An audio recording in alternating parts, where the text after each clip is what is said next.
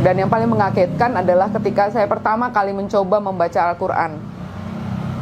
Ya sama seperti Bunda Irena, dan saya yakin pada umumnya semua orang yang tidak tahu, yang belum pernah baca Quran, pasti baca Quran dari belakang kan. Sama saya juga baca pertama kali Quran dari belakang. Dan saya waktu itu belum bisa baca Arab. Saya baca terjemahannya. Yang paling mengagetkan adalah ketika saya membaca Al-Ikhlas. Al-Ikhlas benar-benar jelas, Qul huwallahu ahad, katakanlah bahwa dia adalah Allah yang satu, tidak diperanakan dan tidak memperanakan. Itu ya. Nah, itu jelas-jelas menunjuk kepada kekristenan. Tidak menunjuk ke yang lain.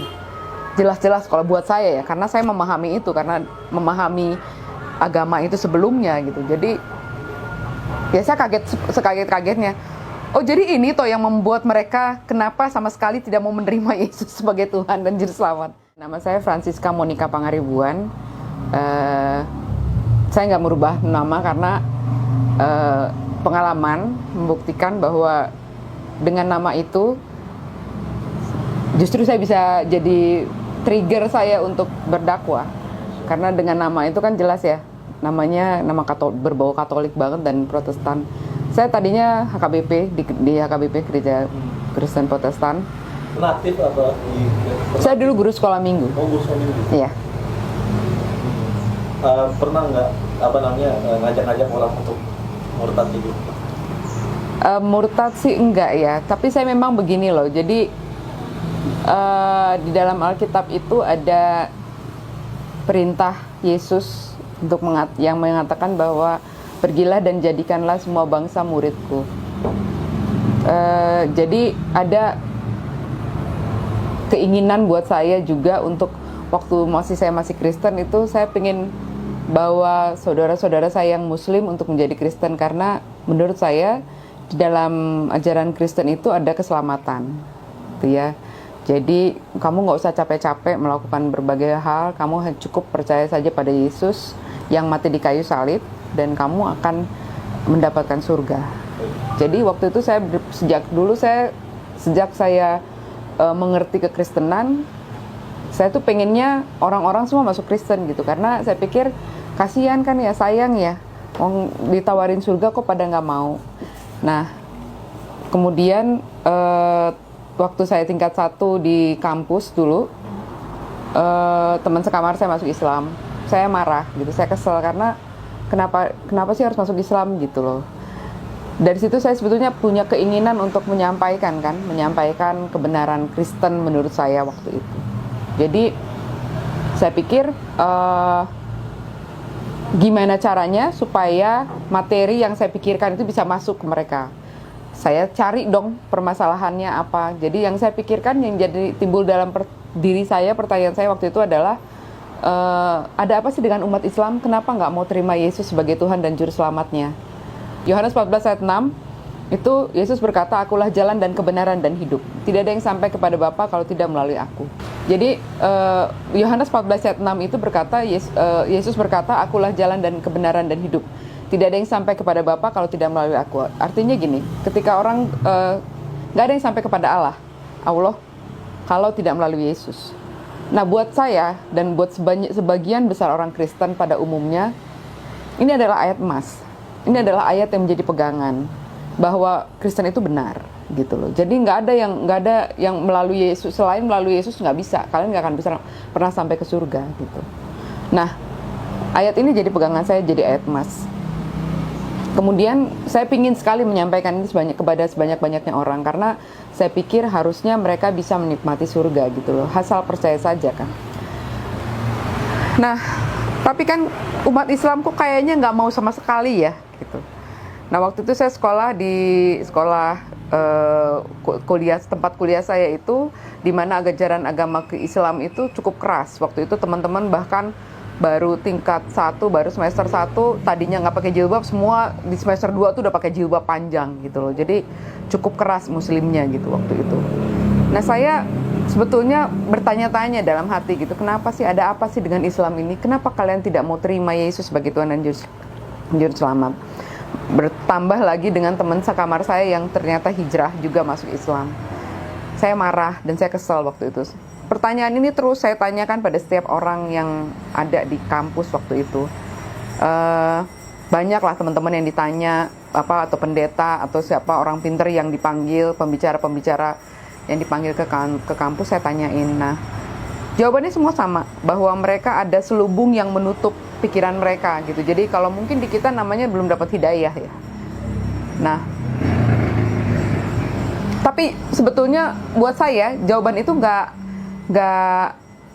bisa saya terima gitu. Menurut saya ayat Yohanes 14 ayat 6 itu sudah sangat jelas gitu, bicara bahwa Yesus adalah Yesus berkata, akulah jalan dan kebenaran dan hidup. Tidak ada yang sampai kepada Bapa kalau tidak melalui aku. Itu menurut saya itu bukan, nggak ada sesuatu yang perlu harus pakai ilmu tertentu kan. Itu pernyataan yang very clear, jelas gitu. Kenapa umat Islam nggak mau? Pasti ada sesuatu gitu. Jadi dalam hati saya tetap pasti ada sesuatu yang membuat mereka tidak mau gitu terima. Nah, tapi pertanyaan ini tidak terjawab bertahun-tahun, sampai akhirnya pertanyaan ini saya simpan. Saya simpan jauh sekali di lubuk hati saya yang terdalam, mungkin di pojok-pojok lah kali yang udah paling dalam gitu ya, karena tidak terjawab. Dan kehidupan berlanjut, saya bekerja, saya menikah, saya punya anak secara Kristen, kami menikah secara Kristen, dan ya sudah. Sampai suatu saat saya di kantor bertemu dengan seseorang yang bisa menjelaskan pada saya, yang bisa menjelaskan sejarah penulisan Alkitab secara lengkap, dan kenapa sampai pemahaman umat Islam itu kan adalah bahwa Isa atau Yesus itu adalah nabi, hanya sampai di situ saja. Tapi kenapa bisa di dalam agama Kristen bisa jadi berubah menjadi Tuhan?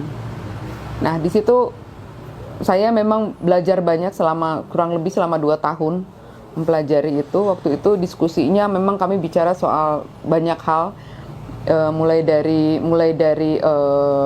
pekerjaan, masalah pekerjaan, kemudian masalah hukum, dan kemudian kita juga ada diskusi soal masalah Freemason ya, mengenai Freemason, mengenai Yahudi dan sebagainya. Waktu itu dia cerita bahwa dia adalah orang yang mulai mempelajari perbandingan agama setelah masalah bom Bali. Dia adalah Muslim, tapi dia Muslim dari lahir maksud saya, tapi dia mempelajari itu karena masalah bom Bali waktu itu. Sehingga akhirnya bicara soal Israel, bicara soal sejarah panjang Israel, dan yang mau tidak mau berakhir pada bicara soal Yesus yang akan datang, yang akan menjadi juru selamat di akhir zaman gitu. Waktu itu saya tanya sama dia, kamu kan Muslim dari lahir? Iya, Muslim dari lahir. Kenapa kamu percaya bahwa Isa akan datang kedua kali untuk menjadi juru selamat? Iya, saya percaya. Tunggu sebentar.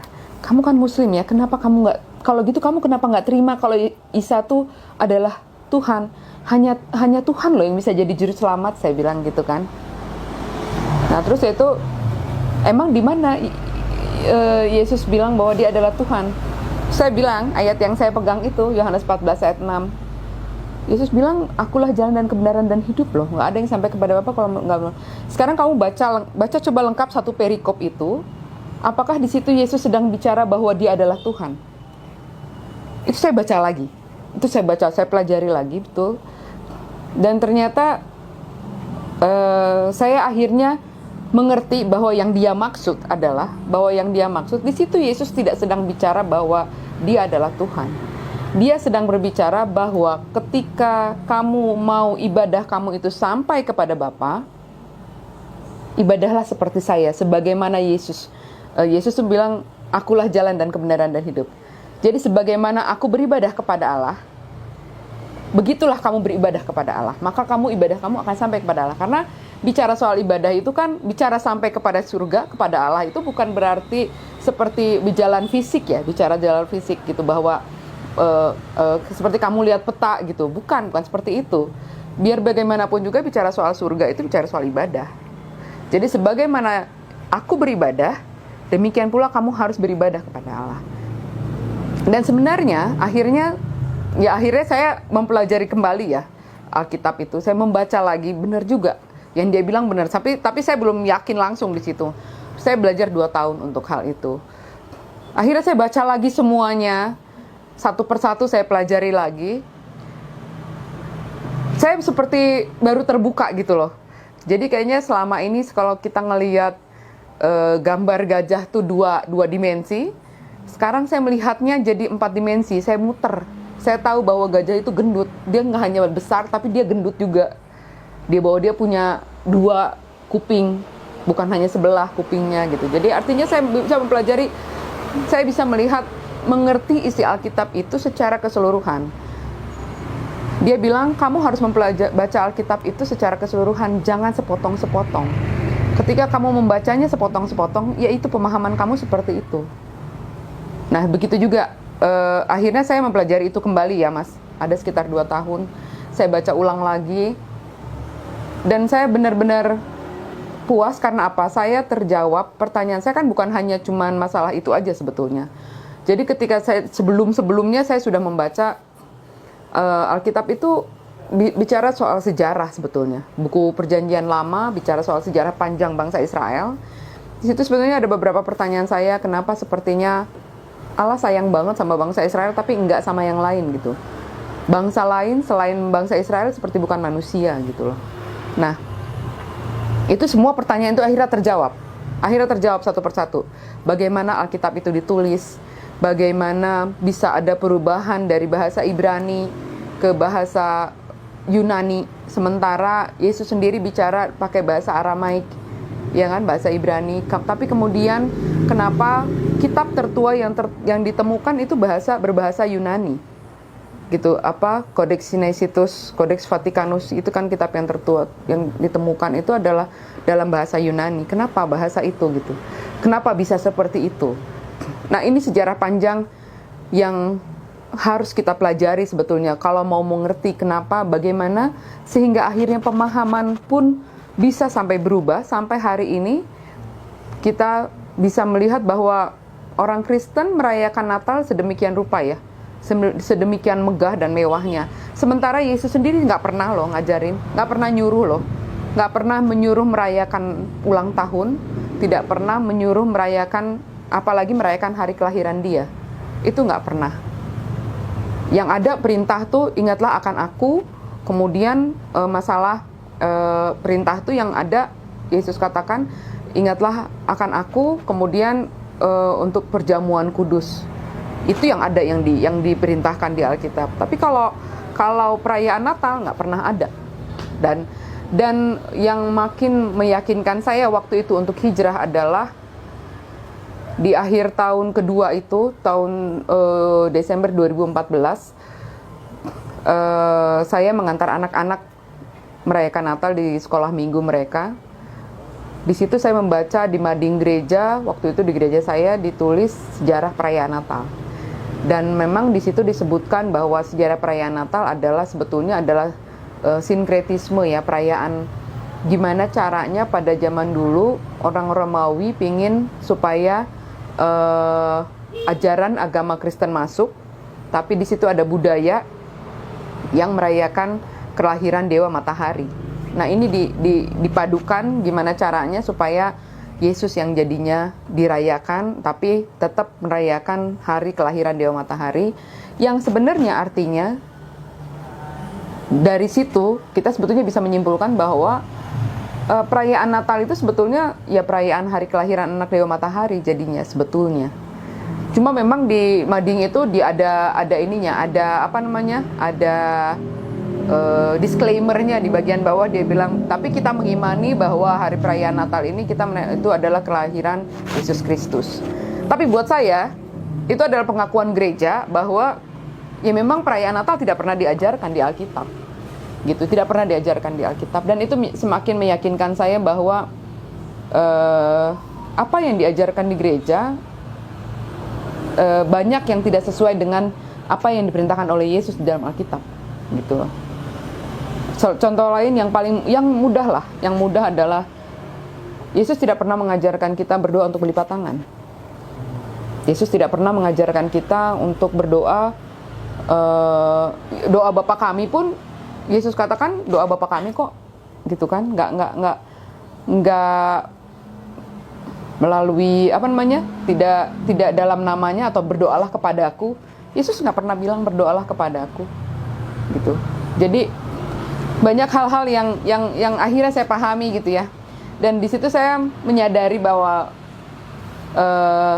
saya bisa saja duduk di gereja ini dengan tenang. Waktu itu ya pasti ada pergumulan ya, namanya orang mau masuk sudah beralih gitu pemikirannya, pemahaman sudah beralih. Saya berpikir saya bisa aja duduk di sini di gereja dengan tenang, pura-pura diem, nggak usah ikut nyanyi, nggak beriman. Yang penting semua senang, semua tenang. Tapi saya lihat ketiga anak saya. Suatu saat anak saya ini makin besar dan dia akan bertanya pada saya tentang pemahaman-pemahaman kekristenan. Saya harus jawab apa? Itu yang membuat saya makin yakin bahwa saya nggak bisa begini terus. Bahwa saya harus menyatakan iman saya gitu.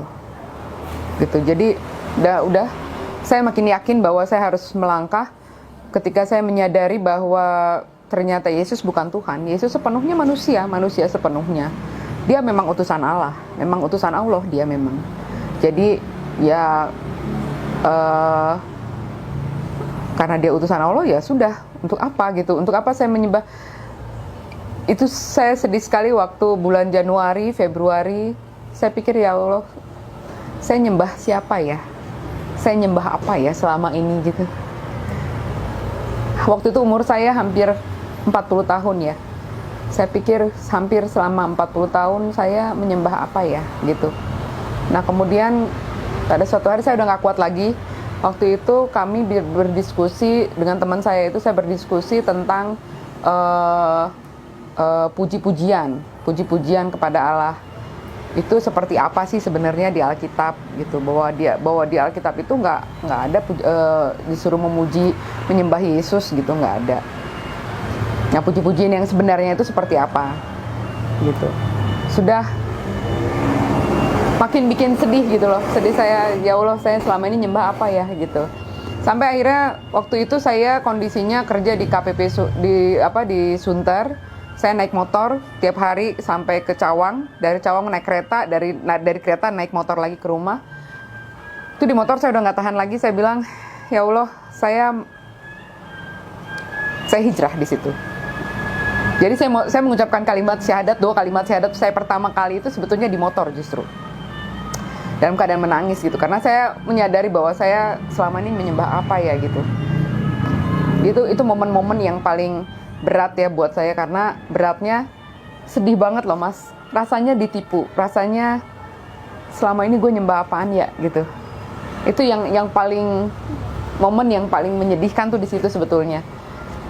Tapi setelah itu saya nggak tahu, tiba-tiba saya pengen banget bersujud kepada Allah gitu ya, sebagaimana Muslim ketika dia sholat itu kan sujud ya.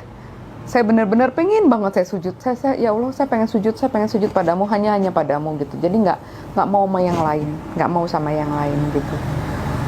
Jadi titik ya keyakinan itu adanya di situ. Ketika menemukan bahwa Yesus sebenarnya bukanlah Tuhan, bahwa Yesus memang menyuruh kita untuk beribadah sebagaimana Dia beribadah kepada Allah. Nah, jadi bagaimana dia beribadah di Alkitab juga banyak kok, banyak contohnya. Mungkin pertanyaan selanjutnya, kenapa harus Islam gitu ya? Kenapa jadi Islam gitu? Kenapa? Nah, ternyata setelah saya hijrah, setelah saya hampir di belakang-belakang itu saya baru mengetahui bahwa hanya agama Islam yang menyembah Allah satu-satunya Tuhan. Yang meletakkan Allah sebagai Tuhan, satu-satunya Tuhan hanya di Islam. Tidak ada yang lain, tidak ada agama lainnya lagi. Itu sebabnya saya memilih untuk masuk Islam. Jadi Allah yang saya sembah itu benar-benar la ilaha illallah, tidak ada Tuhan selain Allah gitu. Dan yang paling mengagetkan adalah ketika saya pertama kali mencoba membaca Al-Quran. ya sama seperti Bunda Irena, dan saya yakin pada umumnya semua orang yang tidak tahu, yang belum pernah baca Quran, pasti baca Quran dari belakang kan. Sama saya juga baca pertama kali Quran dari belakang. Dan saya waktu itu belum bisa baca Arab. Saya baca terjemahannya. Yang paling mengagetkan adalah ketika saya membaca Al-Ikhlas. Al-Ikhlas benar-benar jelas. Qul huwallahu ahad, katakanlah bahwa dia adalah Allah yang satu, tidak diperanakan dan tidak memperanakan. Itu ya. Nah, itu jelas-jelas menunjuk kepada kekristenan. Tidak menunjuk ke yang lain. Jelas-jelas kalau buat saya ya, karena saya memahami itu, karena memahami agama itu sebelumnya gitu. Jadi ya saya sekaget-kagetnya. Oh, jadi ini toh yang membuat mereka kenapa sama sekali tidak mau menerima Yesus sebagai Tuhan dan Juru Selamat. Di situ terjawab gitu loh. Di situ terjawab pertanyaan saya, kenapa saudara-saudara saya yang Muslim selama ini benar-benar keras, benar-benar tidak mau bicara soal itu, tidak mau menerima bahwa Yesus adalah Tuhan. Makin kesini, makin belakangan saya sering baca sunnah bahwa hari malam Jumat itu kita baca Al-Kahfi ya. Nah, ketika saya membaca Al-Kahfi pun saya kaget juga. Al-Kahfi itu adalah surat yang di tengah-tengah ya, surat ke-18. Tapi dia kalau di kita buka begini, dia tuh ada di tengah-tengah gitu. Artinya dari ke tengah sampai ke belakang di Al-Kahfi kan justru dibilangkan mereka sama sekali tidak memahami hal itu gitu. Ketika mereka mengatakan bahwa Yesus adalah Isa itu adalah Tuhan, mereka tidak mengerti akan hal itu gitu. Janganlah kamu mengatakan hal itu gitu ya. Jadi buat saya akhirnya mengerti kenapa umat Islam sama sekali tidak mau menerima Yesus sebagai Tuhan dan Juru Selamat gitu loh. Sebagai Tuhannya ini yang bahaya itu di situ. Kenapa nggak mau terima sebagai Tuhannya? Karena jelas-jelas memang perintahnya Allah ya memang mengatakan, bersaksi bahwa Yesus bukan Tuhan, bahwa Yesus adalah utusannya gitu loh. Dan itu clear, very clear gitu. Jadi setelah saya memahami hal itu ya sudah, saya makin yakin untuk tetap melangkah di dalam agama Islam gitu. Pengalaman sulit ketika sudah masuk Islam ya seperti biasa, secara pada umumnya setiap keluarga kan kaget ya. Pasti kaget kok tiba-tiba kamu masuk Islam. Sementara sebetulnya harusnya sih kalau menurut saya mereka nggak usah kaget harusnya, karena gini, karena saya pernah ketahuan baca beberapa buku yang waktu itu ibu saya sampai bilang, kamu ngapain baca buku begituan, nanti kamu pusing sendiri gitu. Jadi jangan baca buku-buku yang tentang Islam atau tentang Freemason, tentang Yahudi apa segala macam. Kamu pusing sendiri nanti katanya gitu. Oh iya. Tapi saya udah keburu tanggung kan waktu itu. Jadi saya ya akhirnya diam-diam saya tahu kalau saya terusin dan keluarga tahu, terutama suami waktu itu tahu, dia berapa kali juga nanya, emang kamu ngerti gitu. Jadi saya justru kesel ya digituin ya. Ya justru saya pengen tahu gitu. Saya udah setengah tahu gitu kan ya. Kita kan penasaran ya. Nah, saat yang terberat ketika mereka tiba-tiba tahu, ya panik, marah biasa ya. Wajar lah, wajar. Keluarga marah dan ya saya di sidang di tengah keluarga semua, terus mereka nangis gitu ya, seolah-olah saya mati, seolah-olah ya memang buat mereka ya itu mati ya, karena saya akhirnya memilih jalan yang lain kan. Ya mereka nangis gitu kan, melihat mereka nangis tuh saya ya biar gimana juga, kita ngelihat keluarga kita nangis kan kita juga sedih ya. Karena di sini justru sedihnya gini, sebetulnya ketika saya hijrah itu saya nggak takut dengan keluarga saya. Saya tuh punya keyakinan bahwa suatu saat nanti saya akan jelasin semuanya. Kalau mereka mendapatkan penjelasan yang sama dengan saya yakin mereka juga pasti mau masuk Islam. Gitu loh. Jadi saya begitu yakinnya. Tetapi yang mengagetkan adalah ketika mereka tahu, mereka langsung sibuk nutupin ke suami saya waktu itu, jangan dengerin dia, jangan dengerin dia. Jadi mendengar penjelasan pun tidak mau. Itu yang bikin sedih dan kaget saya, terberat saya tuh di situ. Mereka mendengar penjelasan pun tidak mau. Jadi gimana mau masuk ilmunya, gimana mau ngerti kalau dengar penjelasan aja nggak mau. Kan gitu kan. Nah itu yang terberat. Yang terberat ya waktu pertama kali pakai jilbab, terus ketemu sama keluarga diusir, itu biasalah. Biasa diusir, kemudian disuruh pergi sendirian, dipisahin sama anak. Ya itu hal yang wajar banget lah gitu ya. Nah, terus yang terberat lagi waktu anak-anak tidak boleh ikut saya.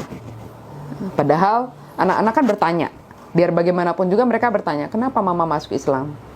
Lalu saya kan tentunya saya jelasin.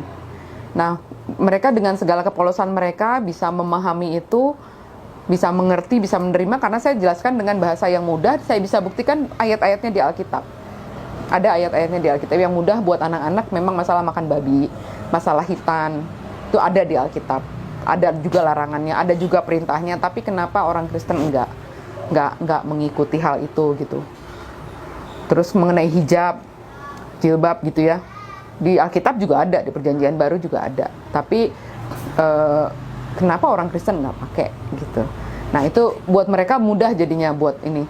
Yang paling mudah buat anak saya yang paling besar waktu itu, yang paling agak lama dia dapat ininya, hidayahnya paling terakhir itu mengenai Yesaya 37 dengan dua raja-raja 19 ya, dua raja-raja 19 sama Yesaya 37 itu adalah dua perikop yang sama persis, tapi tahun penulisan terpaut sangat jauh, beratusan tahun.